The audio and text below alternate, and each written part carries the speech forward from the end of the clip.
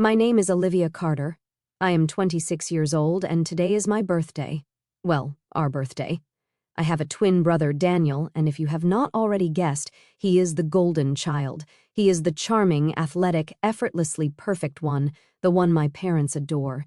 If Daniel failed a test, Dad would shrug and say, "Not everyone is meant to be a genius." If I aced an exam, well, you are a girl, studying comes easier to you. If he broke something, an accident. If I did it, Olivia, you need to be more responsible. I learned early that everything in this family revolved around him. When we both got into college, my parents covered his tuition in full. I got, "You are smart, Olivia, you will figure something out." I worked late shifts, took weekend jobs, lived off instant noodles just to keep myself afloat. Daniel? He partied, drove around in cars my parents bought him, and took vacations I could never afford. But today, I told myself, I would not get angry. Today is my day too, or so I thought. Happy birthday, Danny. The house was decorated, the dining table packed with food, and the living room buzzing with relatives. Daniel was in the center of it all, tearing into gift after gift. A brand new PlayStation, designer sneakers, a thick envelope I already knew was stuffed with cash. Mom kissed his cheek. "We are so proud of you, sweetheart." Dad clapped his back. "You work hard, kid, you deserve it." Daniel grinned. "Thanks, guys. You are the best." I exhaled slowly.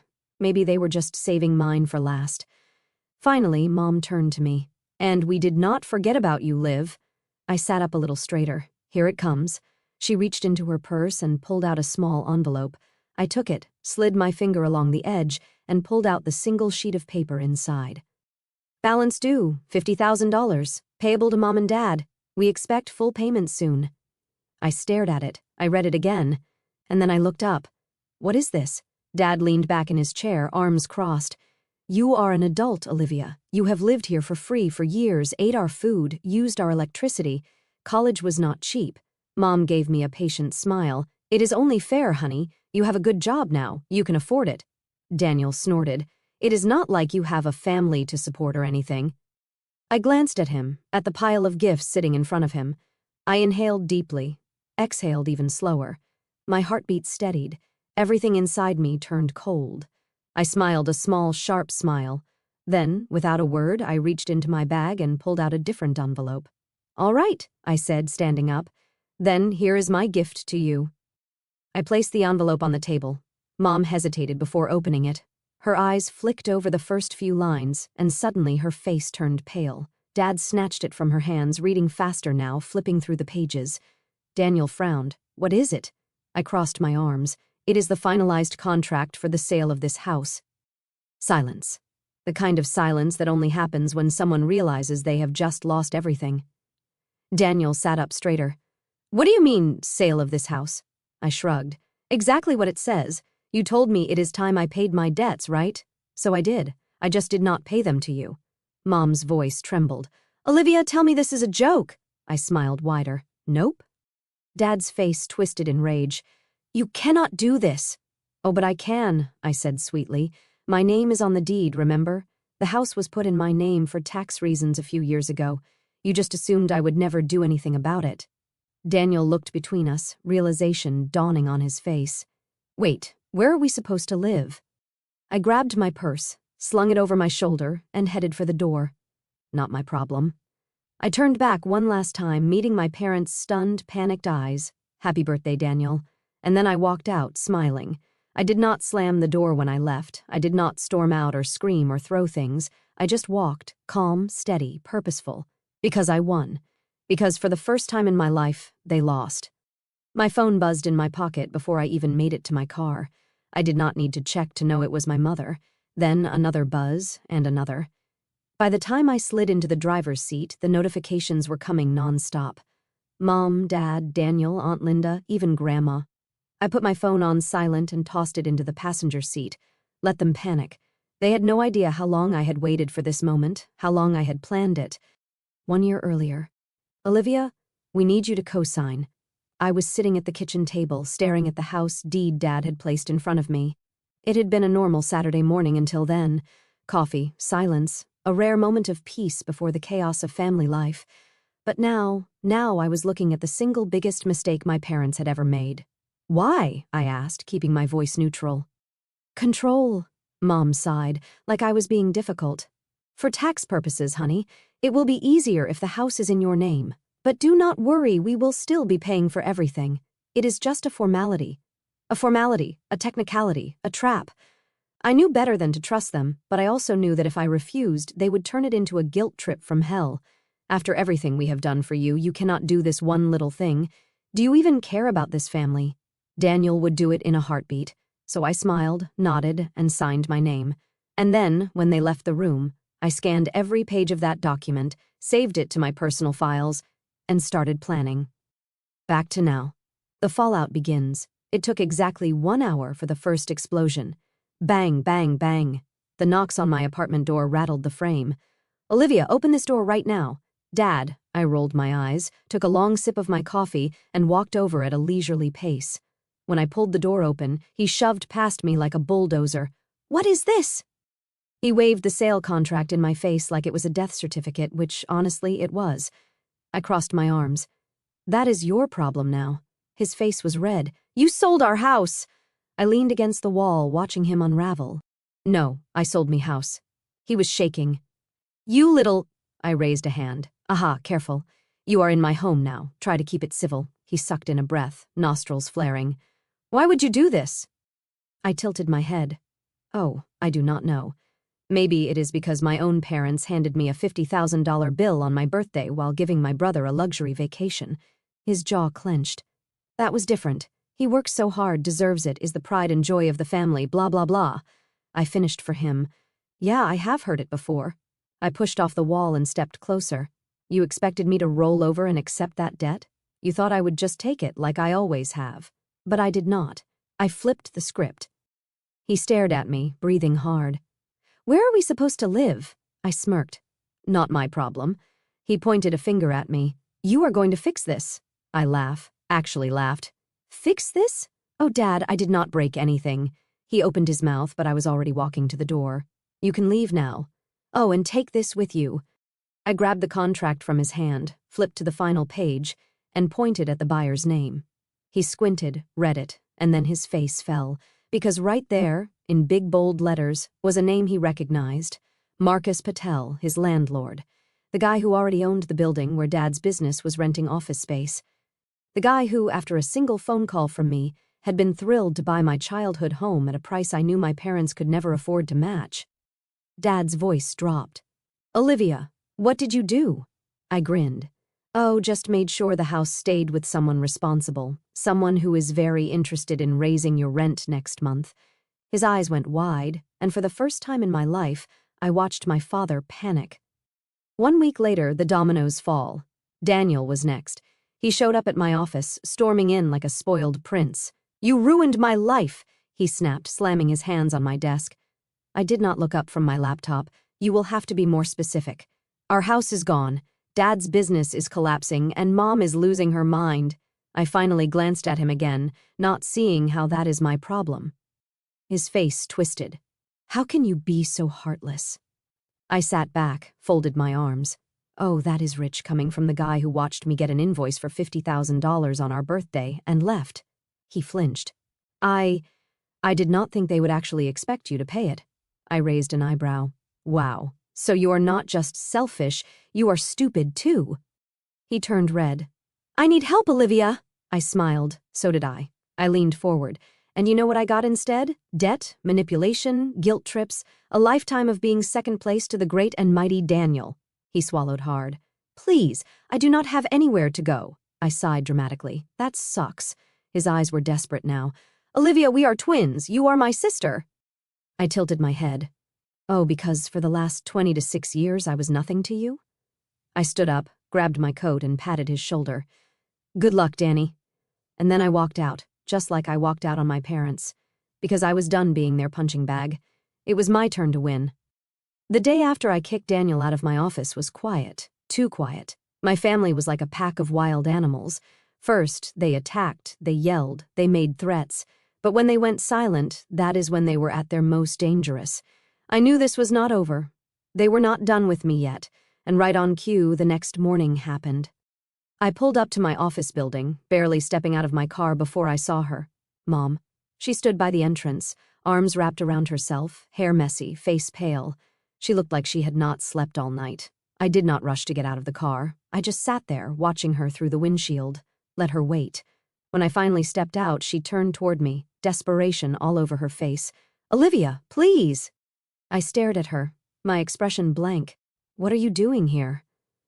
She let out a shaky breath, stepping closer, like she was trying to find some last bit of sympathy inside me. "We have nowhere to go! You cannot be this heartless! That house was our home!" I smiled. "It was your home. Now it belongs to someone else." Her breath hitched, her hands gripping my arm. "Please, we are your family. We can fix this. Just give us the house back." I gently pulled my arm away. "Oh, you want to fix this now? Just like you helped me when I worked 2 jobs to afford college? Just like you supported me when you handed me a $50,000 bill for my birthday? It was not like that. We just wanted things to be fair." I laughed, shaking my head. Fair, was it? Fair that Daniel got everything handed to him while I was left to struggle? Was it fair that you never once saw me as an equal? She reached for my hand again, gripping it tighter. "Your father is sick from all this stress. Daniel is depressed. We are all at our breaking point. This is not about money anymore, Olivia. This is about family." I inhaled deeply.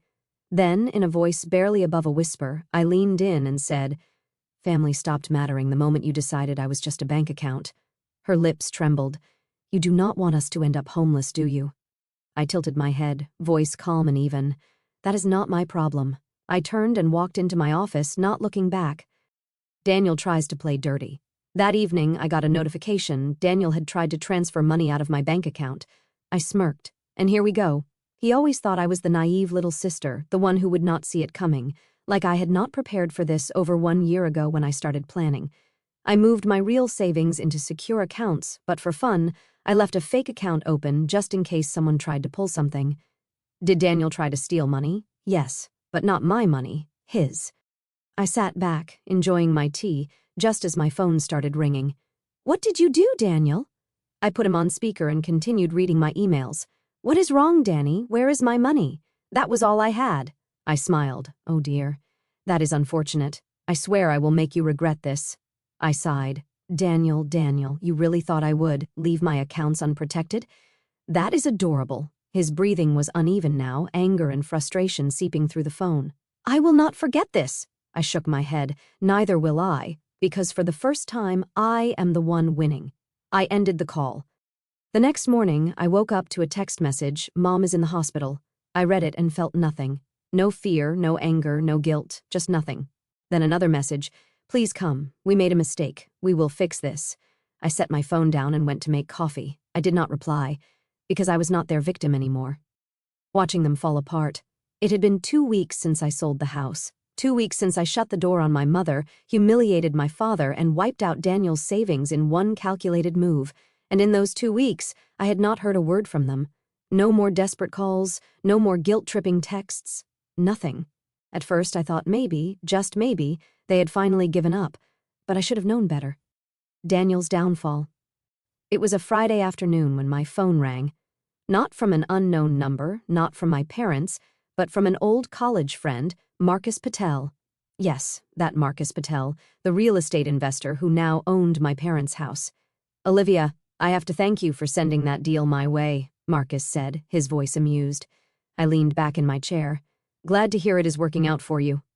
"Oh, it is. But that is not why I called." I raised an eyebrow. "Oh? Your brother showed up at the house today." I sat up a little straighter. "Did he?" "Mm-hmm. Acted like he still lived there, walked in like he owned the place. You should have seen his face when my guys told him to get lost." I smirked. "And what did he do?" Marcus laughed. Started yelling about how this was his home and we had no right to kick him out. My guys threatened to call the cops and he left. I rolled my eyes. Classic Daniel. "Oh, but it gets better," Marcus added. "He is living in some rundown motel on the edge of town. Word is, he burned through his last bit of money." I could not stop the grin from spreading across my face. Daniel Carter, the golden boy, the favorite son, the one who never had to struggle a day in his life, now flat broke, living in a motel, could not have happened to a more deserving person. Mom's desperation. The next day, I stopped by my favorite coffee shop, enjoying the peace and quiet of a life without my family. But peace never lasts forever. Because as soon as I stepped outside, she was there, Mom. She looked worse than before. Hair unbrushed, dark circles under her eyes, clothes wrinkled. But it was her expression that caught my attention. She was not angry. She was not furious. She was pleading. "Olivia, please, just hear me out." I sighed, but did not walk away. "What do you want, Mom?" She swallowed hard. "Your father, he is not well. He is barely eating, barely sleeping. Everything is falling apart. We need help." I tilted my head. "You mean you need money?" She flinched, but did not deny it. "Just a little bit, just enough to get back on our feet." I crossed my arms. "Back on your feet, Mom? You spent years stepping on me to lift Daniel up. Where was this concern for me when I was struggling?" "We were trying our best," she insisted. I scoffed. "No, you were not. You just thought I would never fight back." She wiped at her eyes. "I am begging you, Olivia. We have nothing left." I took a deep breath for a second, just a second. I almost felt bad. But then I remembered every single time they ignored me. Every time they told me I was not good enough. Every time they made me feel like I was just less. And just like that, the guilt disappeared. Not my problem. I turned and walked away, and this time she did not follow me. Dad's collapse. A week passed. I did not think about my family at all until the news broke. I was scrolling through my phone when a headline caught my eye. Local businessman David Carter faces eviction after sudden financial crisis. I clicked on the article. It was about Dad. According to the article, his business was falling apart. After the house was sold, his credit tanked. He defaulted on a few payments, lost his biggest client, and now his office space, the same one Marcus owned, was kicking him out. I read the whole thing, then sat back in my chair. I should have felt something, but I did not. Because after everything they put me through, after years of being treated like I was nothing, they finally got what they deserved.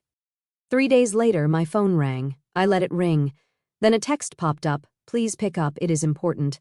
I sighed and finally answered. "What do you want?" Dad's voice came through, weak and tired. "Olivia, I know we have made mistakes, but your mother and I are losing everything. We need your help." I said nothing. "Please, sweetheart, we are still your parents." I closed my eyes, took a slow breath, and then I hung up. No words, no second chances, no mercy. Because for the first time in my life, I was not their victim anymore. It had been exactly 1 year since I walked away. 1 year since I sold the house, since Daniel lost everything, since Mom and Dad finally faced the consequences of their choices. 1 year since I became free. And I had never been happier. A new life. I stood on the balcony of my new apartment, sipping my morning coffee, watching the sun rise over the city, not the small, cramped apartment I had before, a real home, a place that was mine. No debts, no family draining me dry. Just peace. My phone buzzed on the table. I glanced at the screen, unknown number. I almost ignored it, almost. But something in me knew exactly who it was. I sighed and answered, "Hello?" A familiar voice, weak and hesitant. "Olivia, it is Mom. I did not say anything." She hesitated before speaking again. We wanted to see how you are doing." I leaned against the railing, staring at the skyline. "I am doing great." A pause. That is good to hear." I waited. I knew this was not just a casual call. And then there it was. We were wondering if we could meet. Just to talk. I smiled to myself. There it is. The final attempt. "Why?" Mom sighed. "Because we miss you, Olivia. We want to fix things."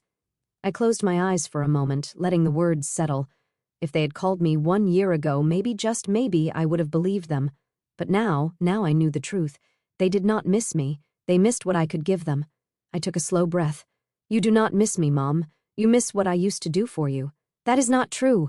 We love you." I let out a quiet laugh. "You loved what I could provide. The moment I stopped being useful, I stopped being your daughter." "Olivia, please." I cut her off. "Do you even feel bad about what you did? Do you feel guilty for treating me like a second-class citizen in my own family? Or are you just upset that I finally fought back?" Silence. That told me everything I needed to know. "Goodbye, Mom." "Wait." I ended the call, and then I blocked the number forever. The final message. A week later, an email landed in my inbox from Daniel. I almost deleted it without reading, but curiosity won. The subject line, "I am sorry." I opened it. Olivia, I know you will probably never forgive me, and I do not blame you. I was a terrible brother. I was selfish. I did not see how much they were using you until it was too late. I lost everything, and honestly, I deserved it. I do not expect anything from you. I just wanted to say, I get it now. I really do. I hope you are happy. I really do. Goodbye. I stared at the screen for a long time. Daniel had never apologized for anything in his life. But did I believe him? I was not sure. I hovered over the reply button, then I closed the email and deleted it. The final goodbye. I stood on the rooftop of my building that night, looking out at the glowing city skyline. For the first time in my life, I was truly, completely free. No more guilt, no more obligations, no more family weighing me down. And as I stood there, breathing in the cool night air, I made a silent promise to myself. I would never let anyone take advantage of me again. And with that thought, I turned, walked back inside, and never looked back. As I sit here on the balcony of my new apartment, the city lights flickering like distant stars below me, a full year has passed since that fateful birthday. The cool evening breeze carries the faint hum of traffic, and for the first time in my life I feel utterly at peace. No echoes of arguments, no weight of unspoken expectations pressing down on my chest. I sip my coffee slowly, letting the warmth spread through me, and allow myself to reflect on everything that led to this moment of quiet triumph. That day started like any other family gathering, filled with laughter that wasn't meant for me, and praise that flowed only in one direction. Watching Daniel bask in the spotlight, unwrapping gifts that represented everything I'd been denied, stirred something deep inside, a resentment I'd buried under layers of hard work and forced smiles. But when my parents handed me that envelope, not with a card or a cake, but with a cold, itemized bill for $50,000, it wasn't just anger that surged through me. It was a profound, bone-deep realization. I had never been their daughter in the way Daniel was their son. I was an obligation, a resource, something to be tallied and collected from when convenient. In that instant, as their eyes waited expectantly for my gratitude or submission, everything crystallized. The years of scraping by in college while Daniel partied on their dime, the constant comparisons that chipped away at my worth, the way they dismissed my achievements as natural for a girl like me, it all converged into a single, unbreakable resolve. I didn't yell, I didn't cry, I simply smiled, reached into my bag, and slid the sale contract across the table like it was the most natural response in the world. The looks on their faces will stay with me forever. Mom's hand flying to her mouth, Dad's bluster evaporating into stunned silence, Daniel's smugness crumbling as he realized the ground had shifted beneath him. That silence wasn't just shock, it was the sound of their carefully constructed world cracking open. And in that crack, I saw my freedom. Leaving the house that day felt like shedding an old skin. Each step away from the door lightened the load I'd carried for 26 years. I didn't look back because there was nothing left there for me to see. The phone calls started almost immediately, frantic voicemails, accusatory texts, pleas wrapped in guilt. But I let them ring out, let the notifications pile up unread. For once, their words couldn't touch me. Over the following weeks, as their lives unraveled, I watched from a distance with a detachment that surprised even me. Dad storming into my apartment, red-faced and demanding I fix what I'd broken. Daniel barging into my office, entitled as ever, only to leave deflated when I refused to play savior. Mom appearing outside my workplace, disheveled and desperate, clutching at straws of familial obligation that had never truly existed. Each confrontation was a test, and each time I passed it by standing firm. I waited for regret to creep in, for some buried filial instinct to rise up and make me waver. But it never came. Instead, what I felt was a profound relief, like finally exhaling after holding my breath for decades. The guilt I'd been conditioned to feel, the idea that loving my family meant endlessly sacrificing for them, dissolved completely. I wasn't abandoning them, they had abandoned me long ago, piece by piece, every time they chose Daniel's comfort over my dignity. Now, a year later, I've built something entirely my own. This apartment isn't just walls and windows, it's proof that I can thrive without their approval or their money. My career has grown, my friendships have deepened, and most importantly, I've learned to trust my own worth without needing their validation. I no longer flinch at the thought of family gatherings or dread birthday notifications. I've reclaimed those days for myself. Sometimes, in quiet moments like this, I wonder if they've changed, if losing everything forced them to confront the favoritism that poisoned our home. Daniel's email apology hinted at some self-awareness, but whether it's genuine or just survival instinct, I'll never know. And truthfully, I no longer care. Forgiveness isn't something I owe them. Peace is something I owe myself, and I've finally claimed it. As the city quiets below and the first stars appear, I set my empty cup down and smile. Not the sharp, defiant smile of that birthday, but a soft, genuine one born of contentment. I am no longer the girl who accepted crumbs while her brother feasted. I am whole, independent, and unapologetically free. And that, more than any revenge or reckoning, is the sweetest victory of all.